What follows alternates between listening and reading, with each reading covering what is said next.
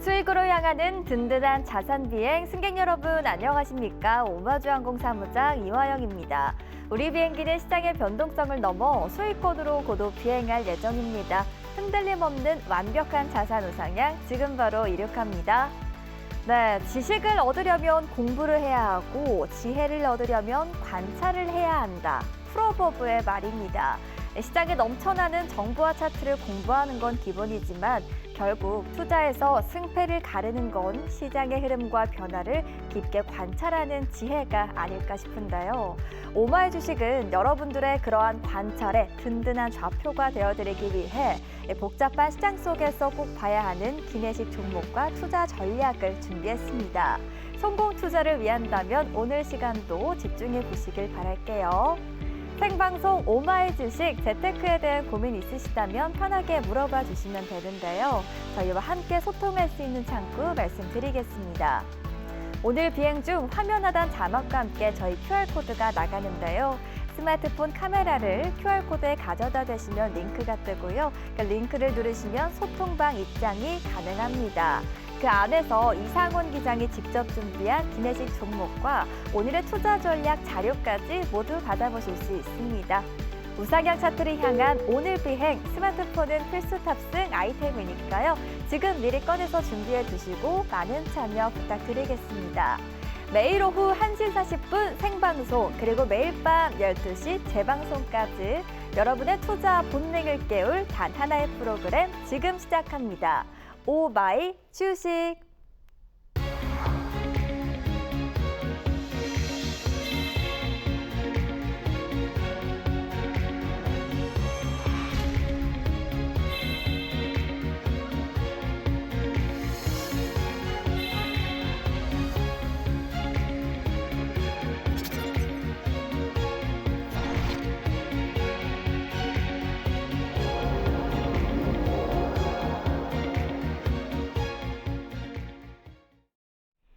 네, 오마이 키워드 시간입니다. 오늘은요, 저희 오마이 주식 기장들 중에서 친근함이 으뜸이죠. 편안하게 투자의 길을 안내해드릴 이상원 기장과 함께 할게요. 기장님 안녕하세요. 안녕하세요. 이상원 기장입니다. 우리가 사실 어떤 목적지를 두고 열심히 걸어가고 있다 하더라도 네. 사실 이미 목적지를 알고는 있지만 주변 환경이 변하면 좀 약간 내가 안전하다는 것을 보장받지 못하면 사실 무섭잖아요. 맞아요. 근데 지금의 증시를 딱 그렇게 표현할 수 있을 것 같아요.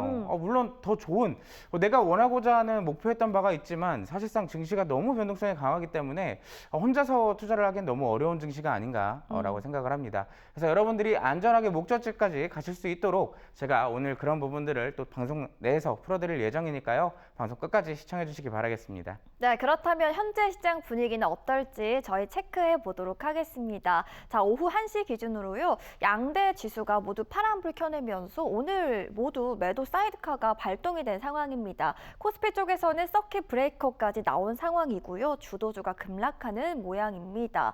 자, 7월 들어서 투심이 안 그래도 약해져 있는 상황인데요. 엎친 데 덮친 격으로 이제 중국에서 반도체 소식까지 나오게 되면서 오늘 삼전 닉스가 주저앉아서 걱정 크실 것 같습니다. 자, 기장님, 저희 검은 화요일 대응은 어떻게 하는 게 좋을지 시장 이야기부터 들어보도록 할게요.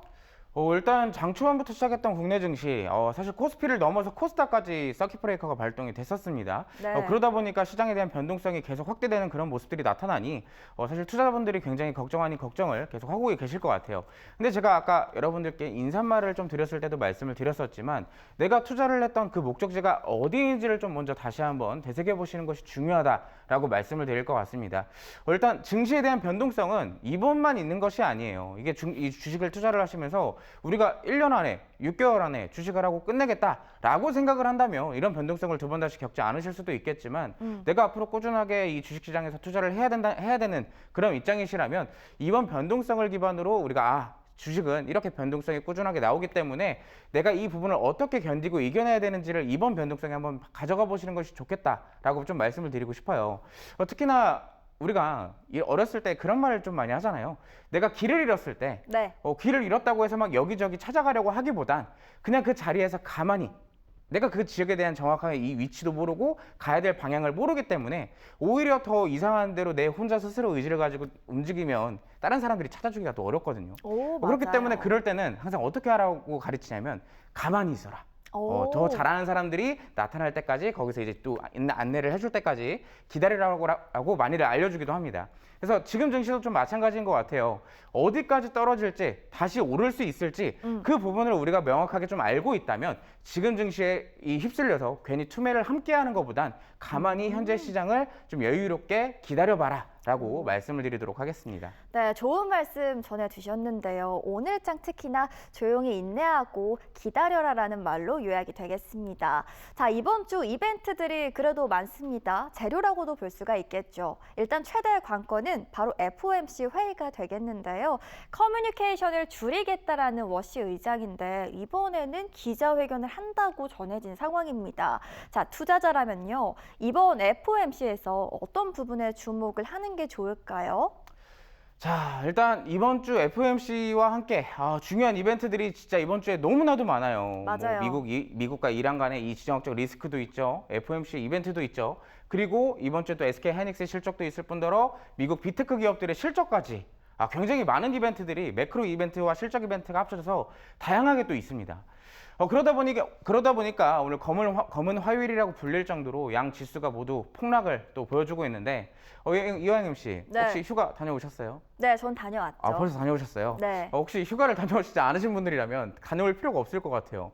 벌써 국내 증시에 양 지수에서 이제 물을 잔뜩 끼얹고 있기 때문에 네. 사실상 국내 증시에서 지금 워터파크가 개장된 게 아닌가 네. 생각이 듭니다. 대응하기 힘들어요. 맞아요. 굉장히 대응하기 힘드신 그런 시장일 텐데 자, 제가 아까도 말했지만 지금의 증시가 왜 하락이 나오고 있고 앞으로는 어떤 이벤트들을 바탕으로 다시 회복될 가능성이 보이는지 그런 부분들 한 번씩 좀 차례대로 살펴보도록 하겠습니다. 자, 아시겠지만 지금의 증시가 많이 빠진 이유는 일단 첫 번째겠죠. 너무 기대가 높아있던 시장이다. 일단 시장은 항상 기대감을 갖고 움직이기 마련이에요. 기대감을 바탕으로 이 수급들이 들어오고 그 수급을 바탕으로 주가가 오르는 그런 시스템인데 자, 그동안의 그 기대가 너무나도 높았던 현재 시점에서는 무엇이 자연스럽게 떠오르는 방향이냐? 반도체에 대한 실적, 피크아웃에 대한 논란이에요. 자, 반도체가 왜 필요해요? 로봇에도 들어가죠. 뭐 AI에도 들어가죠. 뭐 우주항공에도 들어가죠. 다양한 분야에 많이 들어가는 게 무조건 반도체라는 얘기죠. 근데 그 반도체가 시간이 지나면 지날수록 앞으로 더 계속 올라갈 수 있느냐에 대한 의구심이 첫 번째고 두 번째는 지금 반도체가 결국엔 AI에 많이 쓰이는데 AI 기업들이 그 반도체를 많이 사가서 그 AI에 대한 수익성이 나오고 있느냐? AI 기업이 정말로 돈을 벌고 있느냐? 자, 왜 그게 중요할까요, 영임 씨? 그거에 따라서 우리나라의 반도체 기업들도 영향을 받기 때문 아닐까요? 사실 제가 질문 드리고 그대로 다시 답변을 주신 것 같은데 자, 대표적인 건 그거예요. AI 기업들이 돈을 그만큼 벌어야 그만큼 더 데이터 센터도 짓고 그만큼 더 투자를 할 수 있기 때문에 거기에 대한 반도체도 자연스럽게 수혜를 받아갈 가능성이 높기 때문에 그동안 이렇게 올라왔던 거예요. 근데 AI 기업이 돈을 못 벌면 어떻게 되겠어요? 그러면 안 좋죠. 당연히 돈을 못 벌면 반도체도 이제 사실상 이렇게까지 비싸질 이유가 없고 공급 부족이 일어날 필요가 없다라는 거죠. 자연스럽게 반도체에 대한 기대감이 낮아질 수밖에 없는 시점이라는 얘기입니다. 반도체 이야기 해주셔서 드리는 질문인데요. 지금 네. 시장에서 가장 화두가 되고 있는 건 이제 중국의 CXMT가 될 것 같은데요. 맹추격하고 있잖아요. 네. 그거에 따라서 영향은 어느 정도로 보는 게 좋을까요? 지금 시총 1위를 이미 차지했다고 하거든요. 맞아요. 시총 1위를 상장하자마자 이제 차지를 했는데 여기서 알아야 되는 포인트가 있습니다. 우리나라 SK 하이닉스의 기업에 이 SK 하이닉스뿐만 아니라 삼성전자의 국내 이 전 세계적으로 이제 반도체를 공급하는 기업들이잖아요. 네. 근데 거기에 대한 강점이 뭘까요? 글쎄요. 잘 모르겠어요. HBM을 생산하고 공급하고 있다는 거예요. 네. 우리나라의 반도체 기업 중에 특히나 SK 하이닉스는 글로벌에서 HBM을 공급하는 점유율로 따지자면 당연히 1위 기업입니다. 근데 CXMT, 방금 전에 말씀해 주셨던 그 중국 내 기업은 HBM에 대한 공급량이 극히 미비해요. 그리고 중요한 건 여기서 부각되는 이유가 뭐냐? 네. HBM이 아니라 D램에 대한 공급률입니다. D램이요? 네, D램을 결국에 겹겹이 쌓은 게 HBM이잖아요. 근데 그 D램에 대한 전 세계 공급량이 불과 8%밖에 안 된다는 얘기. 물론 지금의 시점에서는 HBM에 대한 수요에 따라서 공급량이 부족한 시점이기 때문에 D램에 대한 가격도 계속 올라가고 있고 공급 부족이 일어나는 것도 맞아요. 그런 부분으로 본다면 CXMT가 상장된 이후로 수급적인 부분으로 이 국내 증시에도 타격을 준다라고 네. 생각을 해볼 수는 있습니다. 근데 두 번째는 뭐냐면 상대적인 투자에 대한 가치인 거예요. 그동안 SK하이닉스나 삼성전자는 그 기대감을 바탕으로 주가가 많이 올라왔다라고 했잖아요. 우리가 기대해 볼 수 있는 수익률 대비 CXMT에 대한 상장 이후로부터 추가적인 상승 가능성에 대한 기대를 놓고 시장은 베팅을 하는 거죠. 네. 그런 부분들을 본다면 사실상 당분간은 이 CXMT가 HBM에 대한 이 공급률이 적다 하더라도 상대적인 수급들이 몰려갈 수는 있다라고 해석을 해볼 수는 있을 것 같습니다. 그러면 약간 관망 모드로 있는 게 더 유리할까요? 현재는? 그렇죠. 우리가 흔히 얘기해가지고 이 바다에 나갔어요. 네. 파도가 막 엄청나게 칩니다. 우리가 거기서 뭘 할 수 있어요? 가만히. 그렇죠. 가만히 있어야 된다. 지금 우리가 괜히 그 파도에서 헤엄쳐서 어떻게든 빠져나가겠다고 네. 어프 하는 순간 어떻게 돼요? 큰일 오르륵 나죠. 더 가라앉을 가능성이 높겠죠. 지금도 마찬가지예요. 단기적으로 지금의 시점에서는 CXMT가 상장된 이후로 수급적인 파도가 지금 한 번에 흘러가고 있다. 네. 그 정도로만 생각을 해주시는 어. 것이 상대적으로는 가장 합리적이지 않을까라고 네. 말씀을 드릴 수가 있겠습니다. 자, 두 번째, 시장의 변동성의 요인은 아무래도 레버리지 이슈겠죠. 우리나라 특수성이 지금 레버리지에 대한 문제가 굉장히 크게 심화가 되고 있는 시점인데, 자, 레버리지 같은 경우는 우리나라에서 유독 과민 반응을 하고도 있어요. 뭐 예를 들어서 외국에서 미국 같은 경우에도 레버리지 2배, 3배, 뭐 가상화폐 시장에서도 마찬가지로 몇 배가 되는 상품들이 많이 있습니다. 근데 유독 우리나라가 이 단일 종목 레버리지로 이제 수급 부작용을 일으키는 이유가 아무래도 시가총액 상단에 있는 종목들이기 때문이에요. 그냥 상단도 아니고 최상단에 있기 때문에. 뭐 SK하이닉스, 삼성전자. 그렇죠. 그런 부분들로 인해서 지금 수급 부작용에 지금 시장이 고통을 겪고 있는 시점이다. 근데 이 부분 같은 경우는 이제 정부에서 이번 달 말부터 시작을 해서 꾸준하게 이 개선책을 내겠다라고 하고 있기 때문에 지금의 시점에서는 많이 수급적인 부분이 개선이 되고 있는 것들이 많이 시장에서 나타나고 있다라고 살펴볼 수가 있을 것 같습니다. 자, 그리고 또 유가에 대한 문제도 역시나 있죠. 유가 최근 들어서 이제 휴전으로 잠잠했던 국내 증시가 다시 한번 미국과 이란의 전쟁이 격화되는 모습들이 나타나게 되면서 이 유가가 올라가게 되고 자연스럽게 금리에 대한 이 부분들까지 자극을 시켜주는 모습들이 나타났습니다. 이런 것들이 전체적으로 총망라되다 보니 지금의 증시에서는 부담 아닌 부담으로 느낄 수밖에 없는 위치라고 다시 한번 말씀을 드릴 수가 있겠어요. 자, 그러면 이번 주 이런 악재들은 사실 지금까지 꾸준하게 있었기 때문에 우리가 살펴봐야 되는 거, 그럼 앞으로 내려갈까요? 올라갈까요? 맞아요. 이게 제일 궁금하시잖아요. 그래서 이번 주 주요 이벤트들 딱 두 가지를 먼저 좀 보도록 할게요. 첫 번째는 SK하이닉스의 실적입니다. 자, 근데 실적 이영임 씨도 이미 알고 있잖아요. 뉴스로 너무 많이도 풀어주고 있고 이미 어느 정도 삼성전자의 잠정 실적부터 시작을 해가지고 계속 꾸준하게 실적들은 나오고 있어요. 예상치가 나오고 있단 말이에요. 자, 그렇기 때문에 이미 60조라는 숫자는 의미가 없다라는 거예요. 이 실적이 어떻게 나오느냐에 따라서 물론 실적이 예상치보다 하회돼서 나오게 된다면 시장의 타격은 당연히 있겠죠. 네. 하지만 어중간하게 나오는 이 근접한 수치로만 나오게 됐을 경우는 사실 큰 의미는 없을 가능성이 굉장히 높고요. 실적보다는 이제 그 다음 가이던스가 굉장히 높겠죠. 2분기 실적보다는 3분기와 4분기 때 또 얼마나 AI 기업들이 반도체를 필요로 하느냐, 그런 부분들로 이제 앞으로 시장에 대한 기대와 이 가치들이 계속 재평가되는 시기들이 올 가능성이 높다라는 거예요. 만약에 이번에 2분기 실적이 잘 나오고 나서 3분기에 이 컨퍼런스 콜을 이제 진행을 하게 됐을 때 만약에 64조, 65조 더 성장이 가능할 것이다라는 것이 계속 나오게 된다면 시장은 자연스럽게 수급이 다시 원활하게 돌아가게 되고, 뒤돌아봤을 땐 뭐가 되느냐? 지금 이렇게 조정이 나오고 있지만 뒤돌아보면 한순간에 조정일 뿐이더라가 될 수가 있는 거예요. 그래서 지금의 시점에서는 우리가 가이던스 이 컨퍼런스 콜을 어떻게 확인을 해야 되느냐, 실적이 컨센서스를 얼마나 넘는가. 이미 2분기에 대한 가이던스는 1분기 실적이 나오고 나서 발표가 됐었잖아요. 자, 그래서 이 실적이 정말로 컨센서스 대비 얼만큼 올라왔느냐 혹은 근접하느냐, 그게 첫 번째 포인트가 될 것 같고요.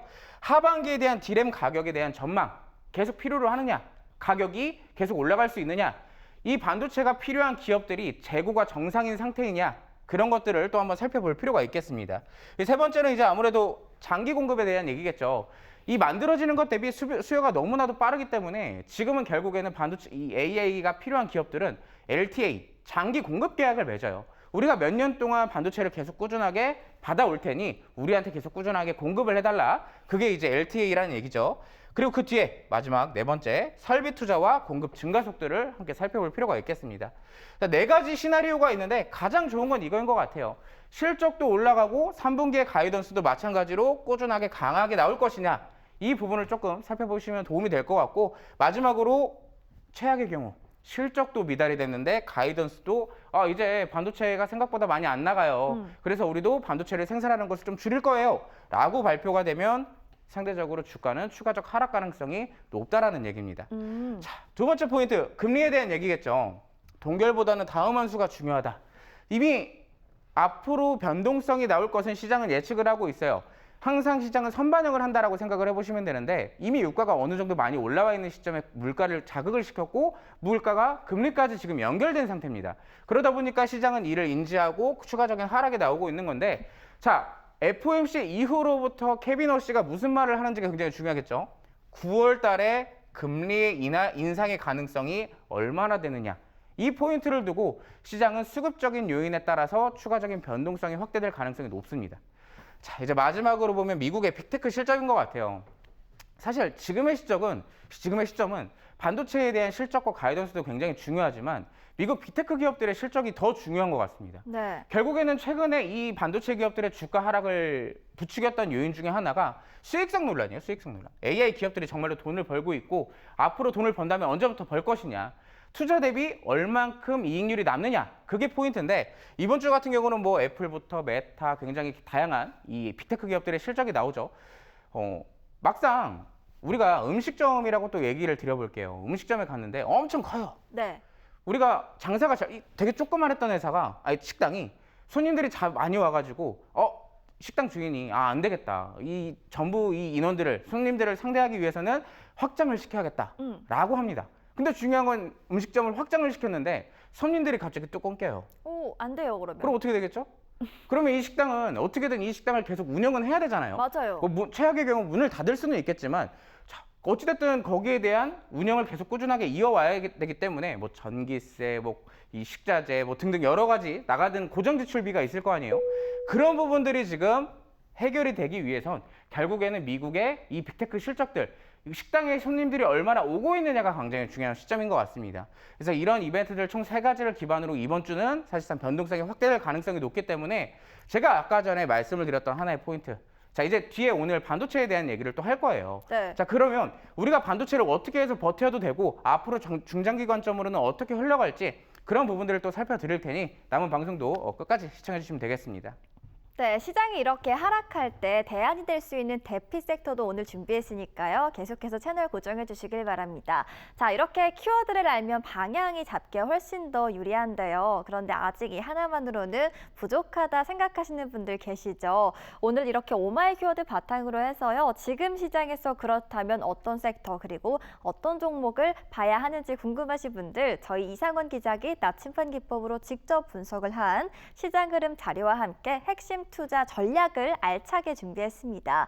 저희가 오늘 방송 시청하시는 분들께만 드리고 있는 자료가 되겠는데요. 지금 화면 아래쪽에 보시면 현재 QR코드가 나가고 있습니다. 자, 이 부분을 가지고 계신 스마트폰 카메라로 스캔해 주시면요. 링크가 뜨고 그 링크를 한 번만 눌러주시면 바로 이상원 기장의 소통방 바로 입장 가능합니다. 꼭 활용해 보시길 바랄게요.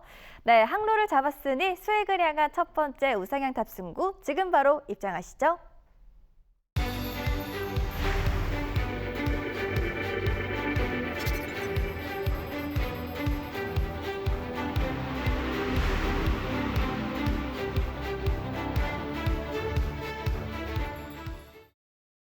수익 비행을 위한 첫 번째 우상향 탑승구 시간입니다.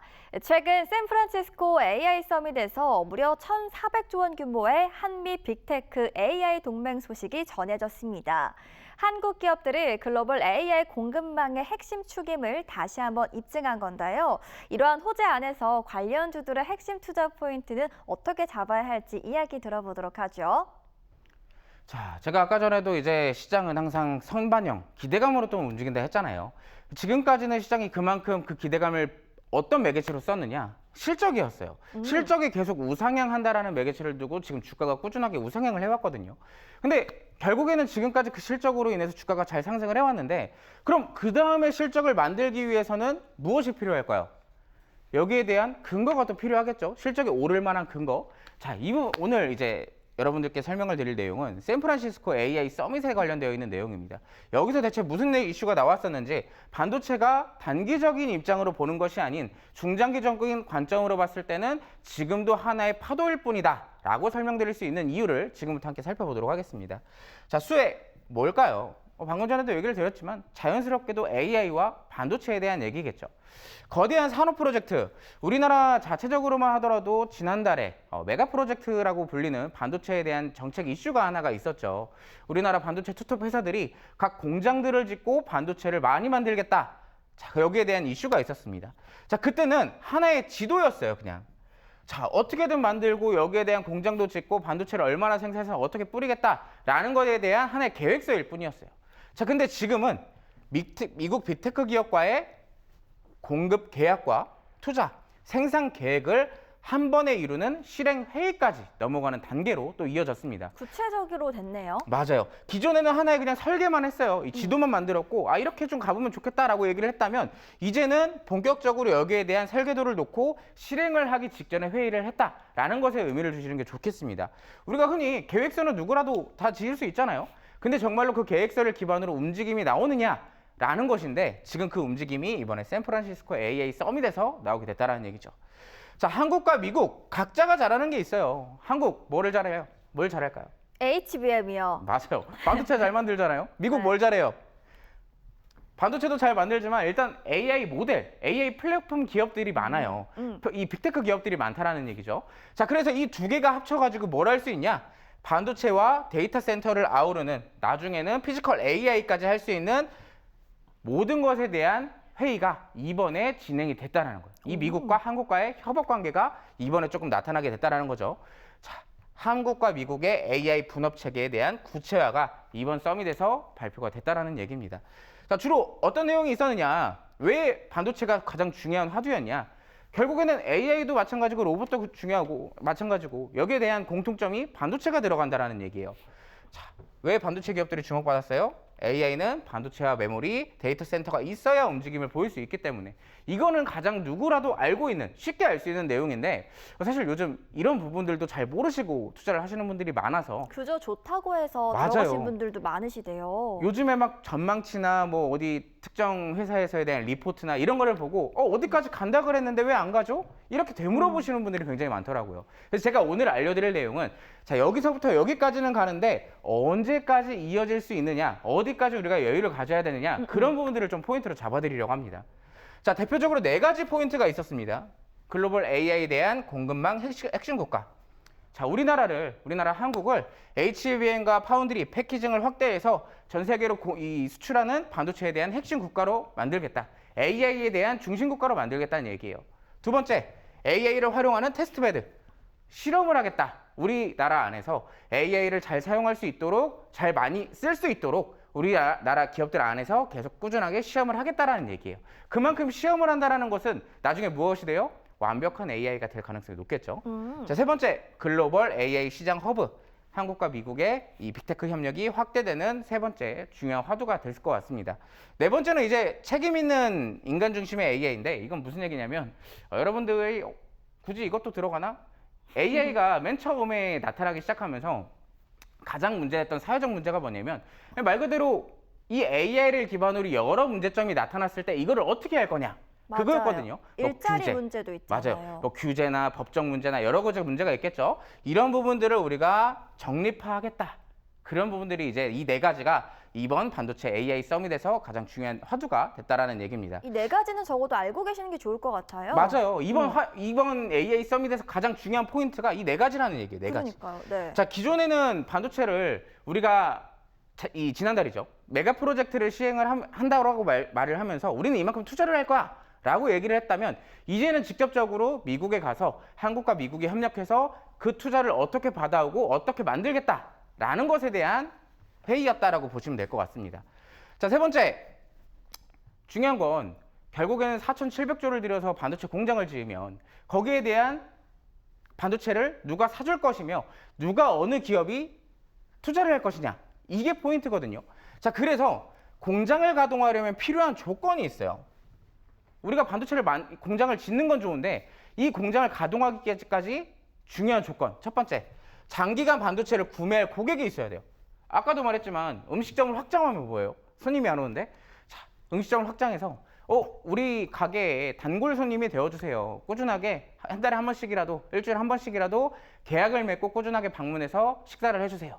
라고 계약을 맺는 그런 고객이 필요하다는 얘기. 그게 LTA 장기 계약인 거예요? 맞아요. 장기 공급 계약이죠. 자, 두 번째, 차세대 제품을 공동 개발할 파트너. 우리는 여기서 멈추지 않을 겁니다. 더 맛있는 메뉴를 만들어서 더 많이 판매를 하고 더 많은 손님들을 끌어올 거예요.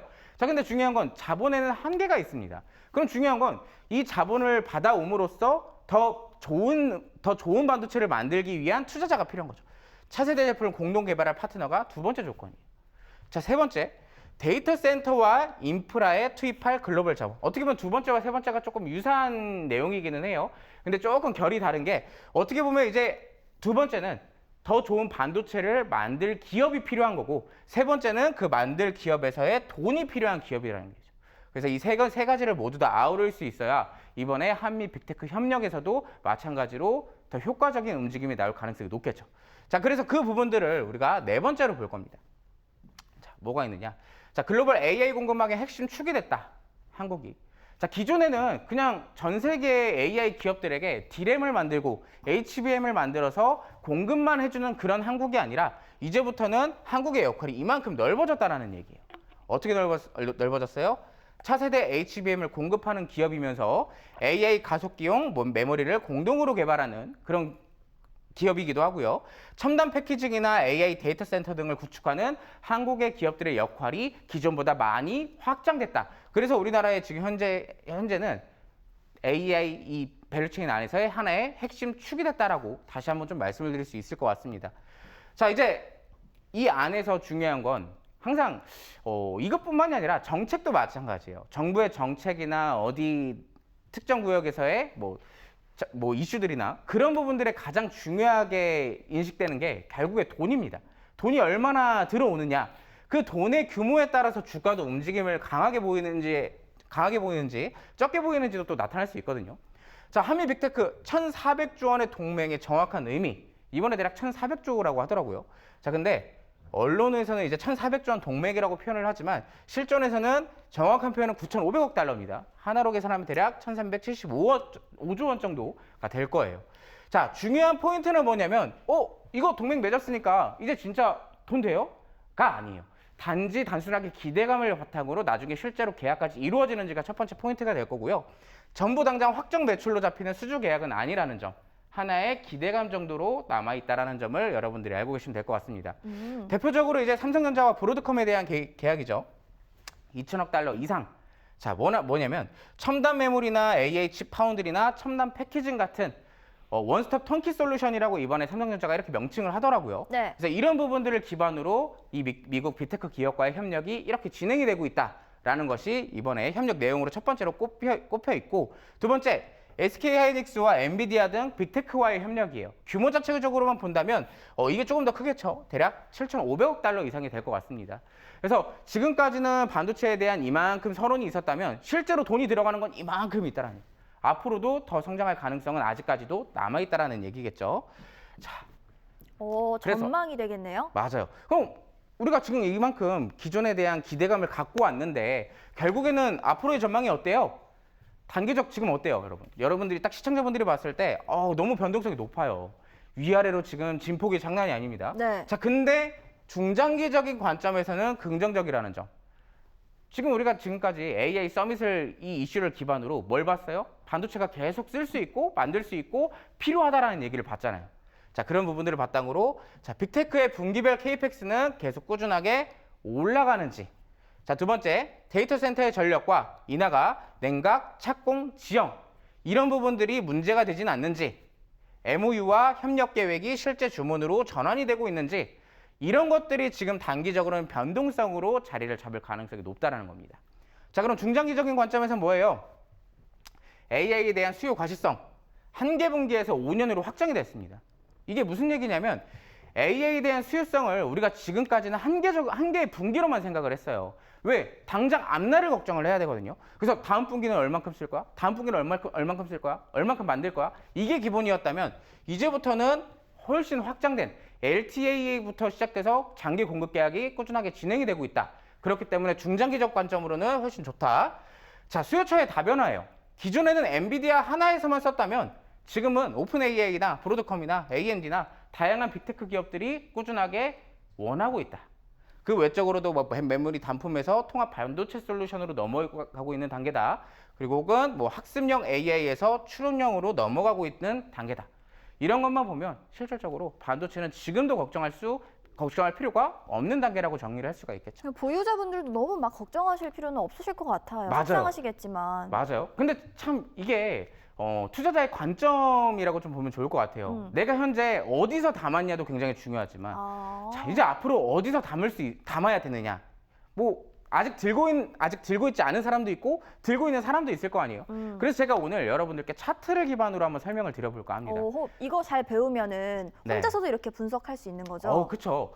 왜 우리가 사실 오늘도 제가 좀 우스갯소리지만 오늘 NXT 넥스트레이드라고 해서 네. 이제 우리나라 국내 증시가 정규장이 9시에서부터 3시 반까지 진행이 돼요. 네. 근데 프리장이라고 말하는 흔히 8시에서부터 9시까지 진행되는 프리장이라는 게 있습니다. 예. 자, 근데 여기서 중요한 거 한 주, 그러니까 이제 거래량이 딱 한 개밖에 없는데 하한가를 기록을 했었어요. SK하이닉스가. 오늘요? 네. 근데 중요한 딱 한 주로만 거래가 됐습니다.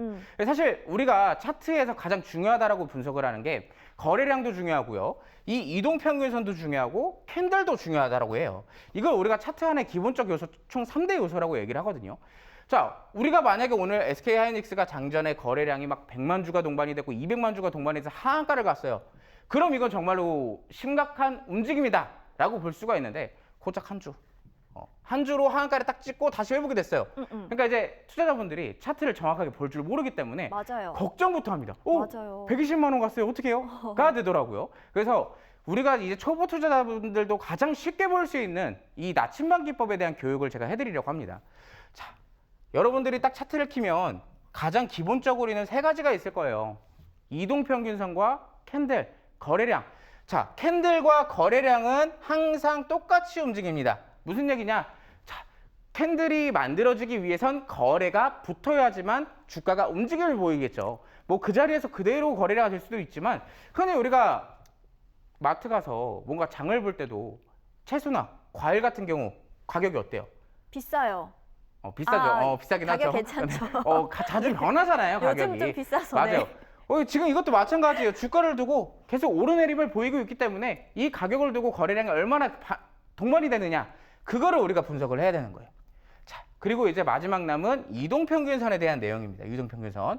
자, 이동평균선은 뭐냐면 추세선의 일종이에요. 그동안 어느 특정 일자를 두고 가격이 어떻게 형성이 돼 있고 앞으로 어디로 흘러가느냐, 그게 가장 중요한데, 자, 오늘 우리가 알아가야 되는 것은 이 추세선입니다. 기존에는 추세선이 이렇게 아래로 향하고 있어요. 자, 근데 이 추세선이 만들어지는 원리는 뭐였어요? 자, 같은 가격대가 이렇게 움직임을 보이는데 주가가 이렇게 아래로 내려가요. 그럼 계속 하락 추세가 이어지겠죠. 그럼 자연스럽게 이 뒤따라오는 추세선도 함께 뒤따라올 수밖에 없다는 얘기예요.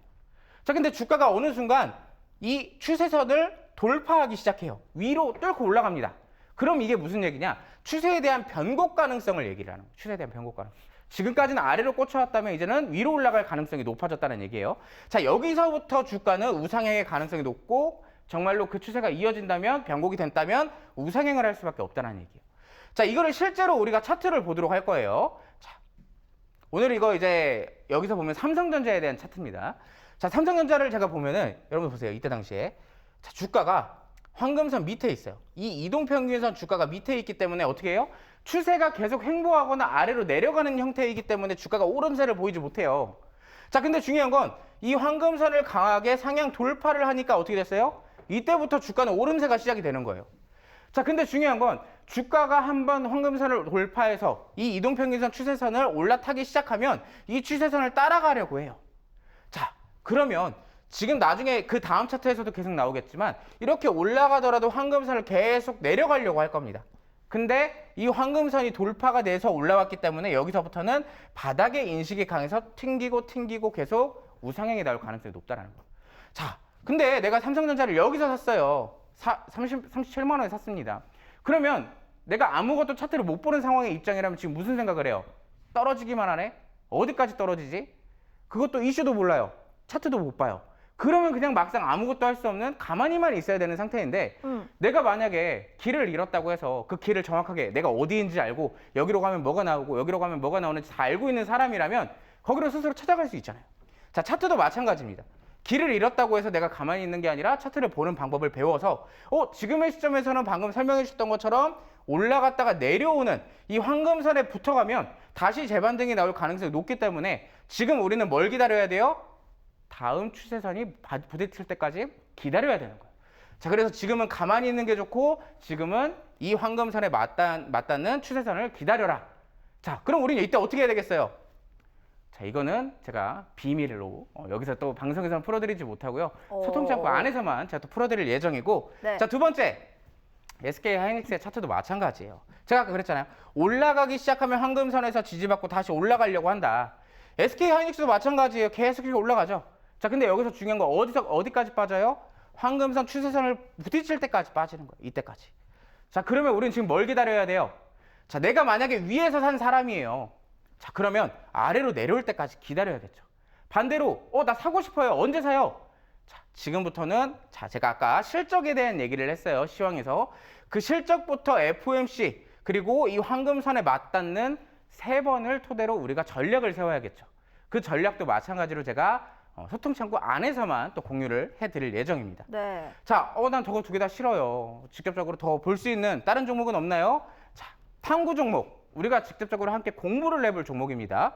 반도체 검사 장비를 관련해서 만들어서 판매를 하는데 이 분야에서는 시장 점유율을 1위를 기록하고 있는 기업이에요. 제일 좋은 기업이라는 얘기겠죠. 제가 아까 말씀드렸던 황금선을 상향 돌파해주고 그리고 나서 황금선의 지지를 받고 튕겨서 주가가 계속 움직임이 나오는 모습. 자, 여기서 이렇게 또 올라가요. 자, 중요한 것도 최근 들어서 계속 시장이 안 좋았죠. 근데 얘의 주가는 지금 어디에 있어요? 황금선에서 지지를 계속 받고 있어요. 왜? 여기만 받으면 다시 올라갈 가능성이 높기 때문에 저점 인식에 대한 매수세가 계속 붙어줄 수밖에 없는 거예요. 자, 그럼 여기서부터 어떻게 해야 돼요? 우리는 조금씩 모아서 한번 공략을 해볼 필요도 있다. 자, 여기까지 또 반도체에 대한 얘기 마무리하도록 하겠습니다.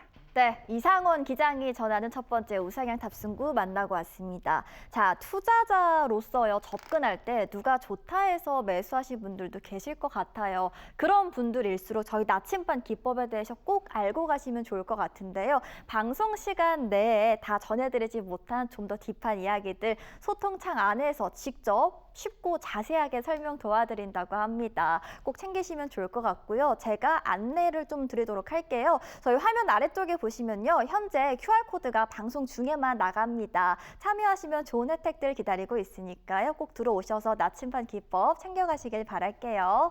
자, 이렇게 첫 번째 우상향 탑승구 탑승하셨고요. 이제 여러분을 위한 맛있는 오늘의 기내식 종목이 기다리고 있습니다. 저희 이상원 기장이 직접 엄선한 종목인데요. 자, 오늘의 기내식 과연 어떤 섹터에서 준비가 된 맛있는 기내식일지 궁금하시죠? 여러분의 즐거운 수익 비행을 오늘의 기내식과 함께 또 순항하고 싶으시다면 지금 바로 소통방에 입장해 보시길 바라겠습니다. 제가 입장 방법은 다시 한번 안내 도와드릴게요. 자, 모두 가지고 계신 스마트폰 꺼내 주시고요. 카메라를 켜 주신 후에 저희 화면에 보이는 QR코드에 그저 가져다 대시면 됩니다. 자, 가져다 대시면 저희 바로 연결되는 링크가 하나가 뜰 텐데요. 클릭하시면 간단하게 소통 창구 입장 가능하니까요. 들어오셔서 투자 정보부터 기내식 정보까지 모두 챙겨가시길 바라겠습니다. 자, 저는 두 번째 우상향 탑승구 입장 전 꼭 알고 가야 할 투자 이야기 들고 비즈니스 라운지에서 잠시 후에 찾아뵙겠습니다.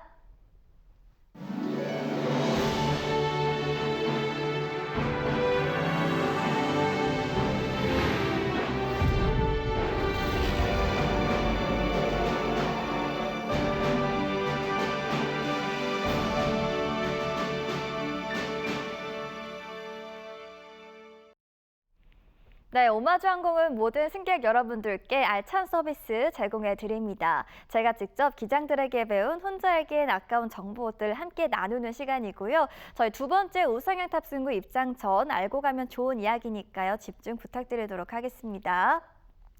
자, 이번 주 우리 시장을 뜨겁게 달굴 주역들이 출격을 기다리고 있습니다. 자, 바로 릴레이 2분기 실적 발표인데요. 이 AI 훈풍이 크게 불어오면서 반도체는 물론이고 부품 관련주들까지 역대급 성적표를 내놓을 것이란 기대감이 모이고 있습니다. 자, 먼저 SK하이닉스는 오는 29일 실적을 발표합니다. 증권가 컨센서스를 보게 되면 영업이익만 무려 64조 원에 달할 것으로 예상되고 있는데요.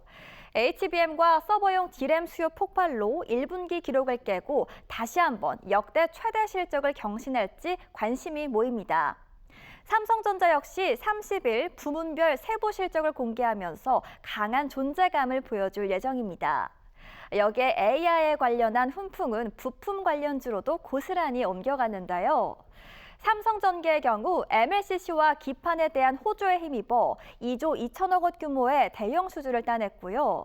또한 LG이노텍 역시나 수익성에 대한 회복이 나오면서 영업이익의 경우 전년 동기 대비해 무려 16배나 늘어날 전망입니다.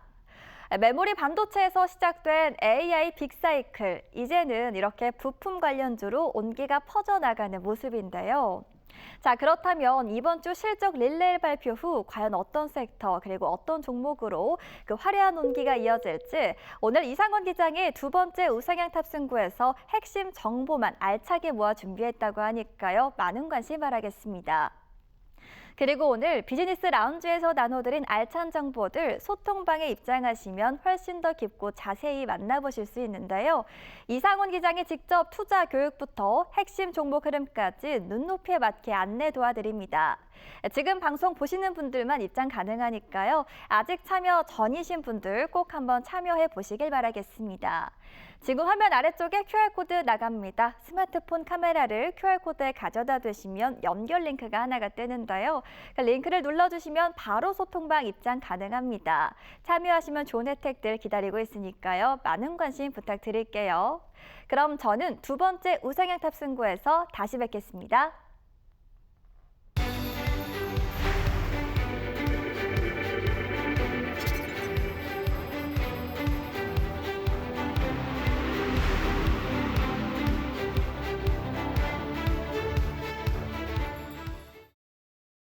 네, 수익을 위한 알찬 비행 두 번째 우상향 탑승구 시간입니다. 저희 본격적으로 질문 드리기 전에요. 자, 오늘 모두 기다리고 계실 기내식 종목은 어떤 맛일지 궁금합니다. 잠깐 미리 힌트 주시죠.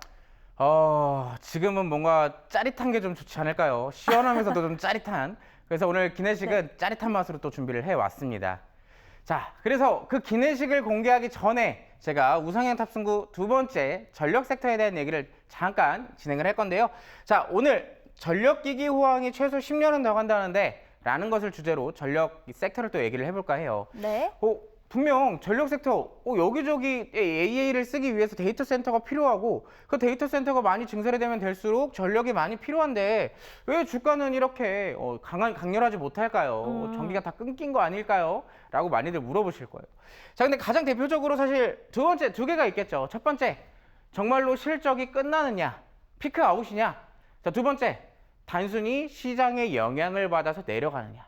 솔직히 딱 결론만 놓고 보면 지금 우리가 그 다음 이제 페이지에서부터 실적에 대한 얘기를 할 거예요. 근데 두 번째는 뭐예요? 수급적인 얘기입니다. 결국에는 수급적인 영향을 받아서 이런 실적이 앞으로 전망성이 좋음에도 불구하고 주가가 하락을 했고 결국에는 이 실적들을 기반으로 우리는 지금 신규 입장에서는 저점 매수를 할 수 있는 기회다라고 볼 수가 있겠죠. 자, 시간이 없기 때문에 빠르게 좀 넘어가도록 하겠습니다. 네. 전력업종 조정인가요? 자, 전망. KPX에 대한 전망이에요.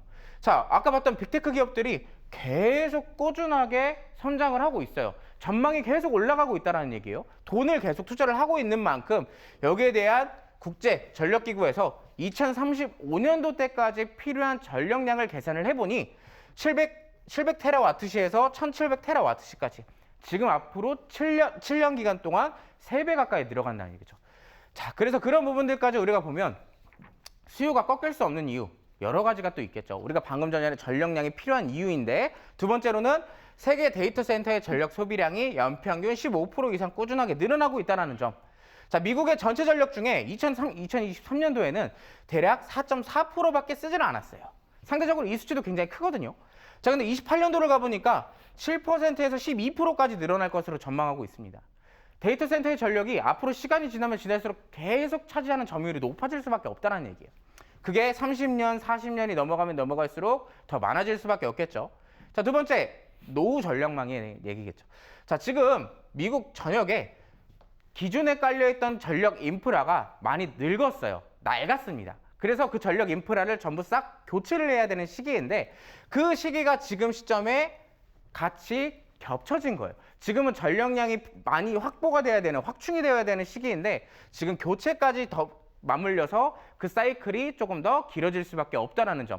그럼 자연스럽게 우리가 수요가 늘어날 수밖에 없다라고 정리를 해드릴 수가 있겠죠. 네, 기장님, 저희가 시간 관계상 네. 전력주에 관한 딥한 이야기들 소통방에서도 친절하게 안내 도와주시면 좋을 것 같고요. 승객 여러분들께서 하락장이다 보니 가장 궁금증 크실 것 같아요. 저희 기내식부터 화면과 함께 공개 부탁드려도 괜찮을까요? 네, 제가 지금 보면은 화면상 지금 전력기기가 올라갈 수밖에 없는 이유들이 굉장히 많은데, 네. 자, 제가 그래서 이 전력에 대한 기내식만 간단하게 공개를 해드리도록 하겠습니다. 네. 나머지는 제가 소통창고 안에서 공개를 해드릴 거고요. 첫 번째, 전년 동기 대비 대략 30% 이상 성장한 기업이라는 점.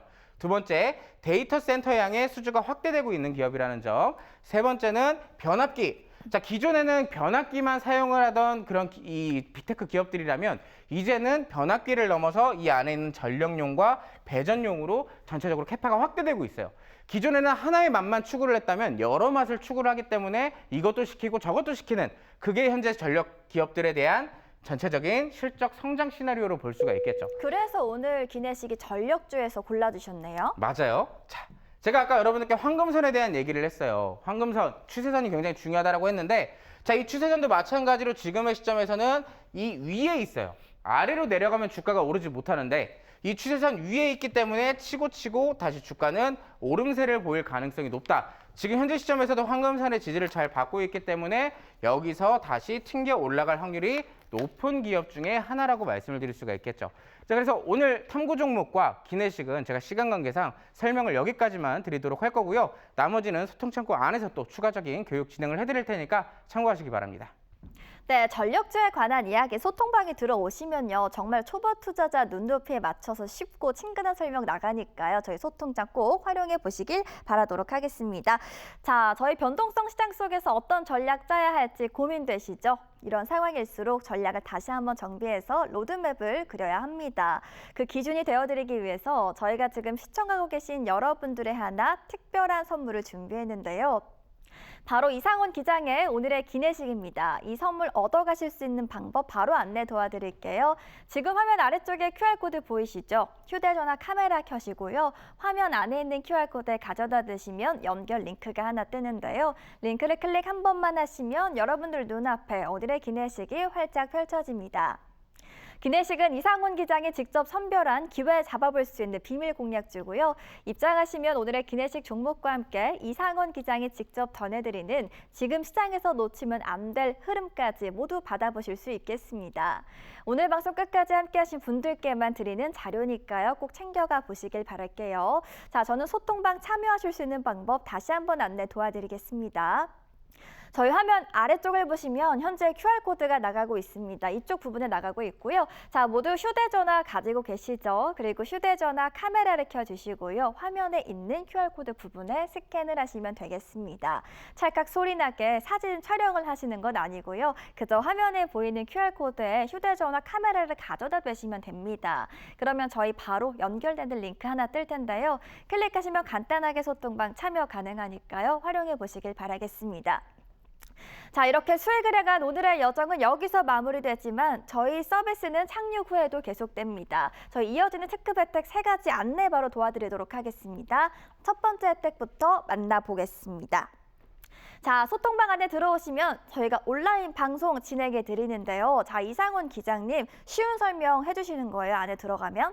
자, 제가 아까도 말했지만 결국엔 내가 길을 잃었다고 해서 가만히 있는 것도 좋죠. 근데 중요한 건 내가 그 길을 정확하게 어디 있는지 알고 있어야 내가 찾아가면 조금 더 안전하게 잘 탈출도 할 수 있을 것 같아요. 그래서 초보 투자자들이 제일 어려워하는 게 차트를 보는 방법인 것 같습니다. 맞아요. 그래서 요즘 또 차트를 보는 방법을 모르시는 분들이 많기 때문에 차트에 대한 기초 교육부터 시작을 해서 우리가 이 차트만 안다고 해서 그 산업의 섹터 안전한지 또 궁금하잖아요. 그래서 섹터 교육들도 함께 진행을 해드릴 테니까 꼭 함께 하셔서 여러 가지에 대한 이 교육들 함께 받아보시기 바랍니다.